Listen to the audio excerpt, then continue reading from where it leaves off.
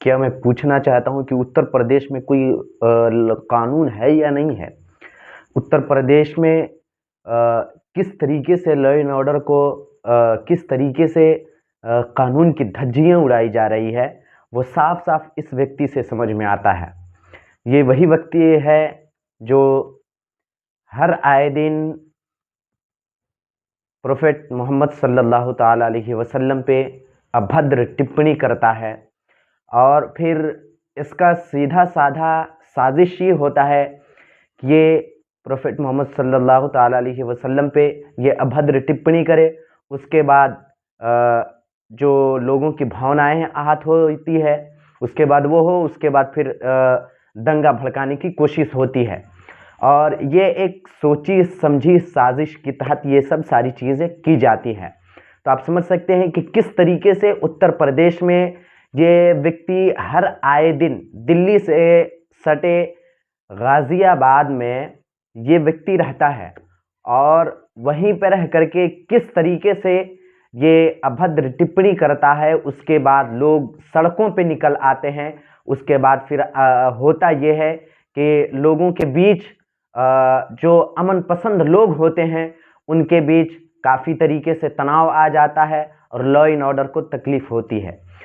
तो उत्तर प्रदेश सरकार से मैं पूछना चाहता हूं कि क्या ऐसे लोगों को हर आए दिन जो ये लोग सांप्रदायिक दंगा भड़काने की कोशिश करते हैं, जिस तरीके से ये भड़काऊ बयान देते हैं, जिस तरीके से भड़काऊ भाषण देते हैं, क्या ये व्यक्ति और ऐसे व्यक्ति के लिए जेल में जगह है या नहीं है? हालांकि इस व्यक्ति की अभी गिरफ्तारी हो चुकी है, ये व्यक्ति हिरासत में आ चुका है, इस व्यक्ति को गिरफ्तार कर लिया गया है। लेकिन मैं पूछना चाहता हूं यति नरसिंहानंद से कि क्या आपको अपनी सुरक्षा की जरा सी भी फिक्र नहीं है? क्या आपको अपनी सुरक्षा की जरा सी भी टेंशन नहीं है? क्या अपने सुरक्षा के लिए आपने क्या चीज कर रखा है कि आप इतनी बेबाकी के अंदाज से इतने बेबाक होकर के बोलते हैं प्रोफेट मोहम्मद सल्लल्लाहु ताला अलैहि वसल्लम पे? चाहे किसी भी धर्म के बारे में अगर जो कोई बोलता है, इसके लिए एक ऐसा कानून होना चाहिए कि ऐसे लोग कभी ना बोलें, इसलिए कि ये एक लोगों का मामला नहीं होता है। ये तमाम तरह के अगर जो कोई मुस्लिम चाहे कोई भी किसी भी धर्म के बारे में बोलता है तो उस धर्म के सारे लोग उठ करके आ जाते हैं। इसलिए इसमें दंगा भड़कने की बहुत ज़्यादा हर मुमकिन कोशिश होती है। इसलिए इसको जिस तरीके से जितना भी जल्द हो सके ऐसे लोगों पे लगाम लगाया जाए और ऐसे लोगों को रोका जाए, या इसलिए कि ये जिस तरीके से ये समाज में समाज के अंदर ये जिस तरीके से जहर फैलाने की कोशिश करते हैं, ये जिस तरीके से समाज के भीतर जहर फैलाते हैं, ये कहीं ना कहीं आगे चल के वो तमाम देशवासियों के लिए बहुत ही खतरनाक साबित हो सकता है। इसलिए कि ये लोग छुट्टा लोग नहीं हैं, ये लोग किसी न किसी के पालतू हैं, ये लोग किसी न किसी के इशारे पे ऐसा काम करते हैं। इसलिए कि ये लोग जब बोलते हैं, बोलने के बाद ये हिरासत में जाते हैं और उसके फौरन ही बाद तुरंत निकल आते हैं और निकलने के कुछ ही दिन गुजरता है कि फिर ये लोग भौंकना शुरू कर देते हैं। मैं भूला नहीं हूँ, और आज से कुछ साल पहले ये व्यक्ति प्रोफेट मोहम्मद सल्लल्लाहु ताला अलैहि वसल्लम पे अभद्र टिप्पणी किया था, उसके बाद फिर अब कर रहा है। और आज से कुछ दिन पहले एक और महाराज रामगिरी महाराज नाम करके है, वो भी इसी तरीके से अभद्र टिप्पणी किया था। उसके बाद लोगों ने रैलियां निकाली, उसके बाद अभी तक शायद कि उनकी गिरफ्तारी नहीं हुई है। लेकिन मैं पूछना चाहता हूं कि क्या इस देश में, क्या इस मुल्क में कोई कानूनी राज है, या किसी के इशारे पे सरकार चलती है, या क्या है, या ये कानून की धज्जियां ये लोग क्यों उड़ा रहे हैं, ये लोगों को क्यों नहीं समझ में आ रहा है? और जो वो तमाम मुस्लिम लोग जो कि हमारे मुस्लिम भाई हैं, वो जो कि सड़कों पे जो उतर आते हैं फौरन, उनसे मेरी गुजारिश है कि आप कानून का सहारा लीजिए, आप फौरन सड़कों पे ना उतरिए।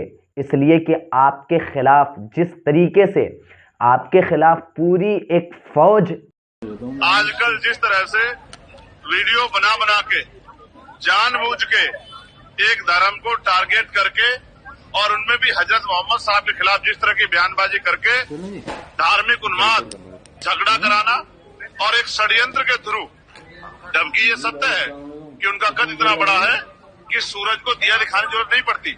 इन तरह की टिप्पणियों से उनके ऊपर कोई फर्क नहीं पड़ता, लेकिन फिर भी जानबूझ के कि मुस्लिम समाज आक्रोश करके सड़क पे आ जाए और इनका चुनावी एजेंडा सेट हो। ये सब भाजपा के लोग हैं और भाजपा के इशारे पे ऐसा करते हैं। ऐसा बयान देने वाले जिन्होंने हजरत मोहम्मद साहब के बाद या किसी भी धार्मिक इश्क के खिलाफ कोई बयान देता है, उन पर सख्त कार्रवाई करनी चाहिए। और मैं तो ये कहूंगा, गाजियाबाद वाले जिनका दिमाग खराब हो गया है, उनके खिलाफ एनएसए कार्रवाई करके उनको जेल में ठूसना चाहिए। किसी भी तरह का जो है आक्रोश, मैं जनता से भी कहूंगा, वो सड़कों पे ना आए। उस काम की जिम्मेदारी के लिए हम लोग जनप्रतिनिधि हैं, हम अपनी ड्यूटियां करेंगे।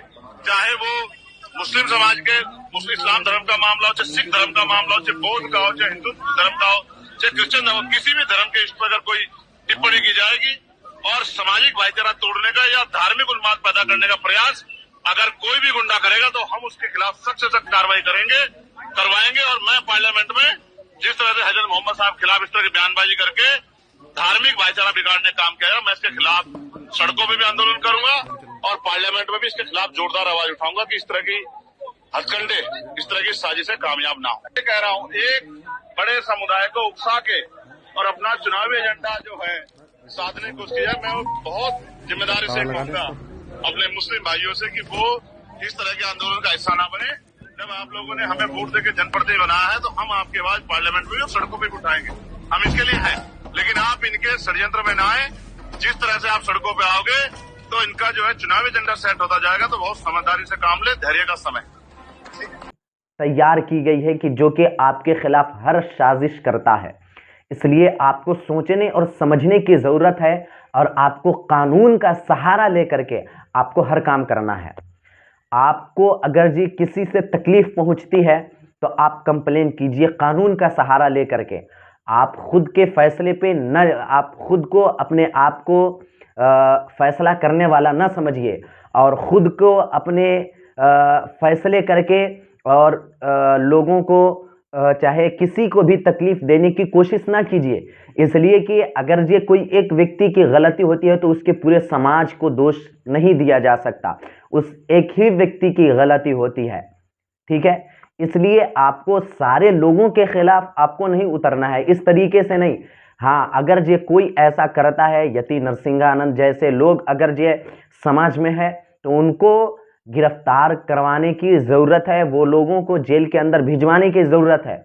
और आप बाज़ाब्ता तौर से अमन व सलामती के साथ, कानून के साथ आप जा कर के ये कंप्लेन दायर करें और जा कर के उनकी गिरफ्तारी की मांग करें, तो ये एक सही रास्ता है। लेकिन आप फौरी तौर पे सड़क पे उतर जाना, रात के 3 बजे 2 बजे सड़क पे उतर जाना, ये सही नहीं है। आप अपने घर वालों को, आप अपने बुजुर्गों का ख्याल रखें, उसके बाद आप कोई भी कदम उठाने की कोशिश करें। इसलिए कि अगर ये आपको कुछ होता है तो आपके पीछे पूरे परिवार है, उनका क्या होगा, उनके बारे में थोड़ा सा सोचिए, उसके बाद आप कोई भी कदम उठाइए। और अगर ये कोई आपके धार्मिक भावनाओं को आहत करता है तो आप उनके खिलाफ सख्त से सख्त एक्शन लीजिए और उनके खिलाफ जाकर के कंप्लेन दायर करें और सरकार से उनके खिलाफ गिरफ्तारी की मांग करें। ये कानून यहाँ ये हिंदुस्तान ये एक ऐसा मुल्क है जहाँ पे संविधान का राज चलता है, किसी और का राज नहीं चलता।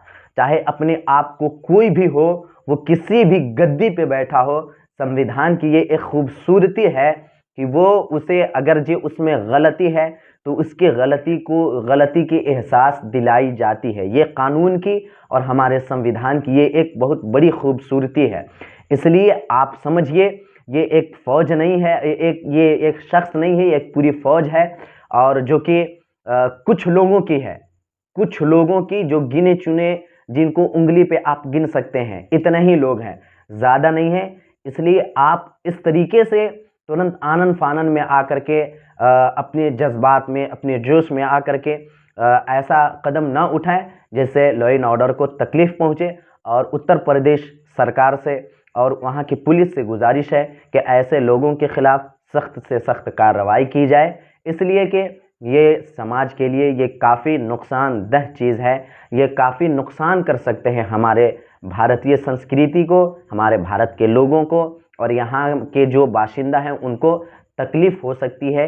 इसलिए तमाम लोगों से निवेदन है कि आप लोग ऐसे ही सड़क पे ना उतरें, इसलिए कि यहाँ के जो संविधान है वो हमें इस तरीके से प्रदर्शन की इजाज़त नहीं देती है। रात बिरात चाहे किसी को तकलीफ़ हो, कुछ भी हो, तो इस तरीके से ये सही नहीं है। मिलता हूँ किसी अगली खबर के साथ, बने रहिए। वीडियो अगर जो पसंद आए तो लाइक कीजिए, शेयर कीजिए, सब्सक्राइब कीजिए। मिलता हूँ किसी अगली खबर के साथ, तब तक के लिए धन्यवाद।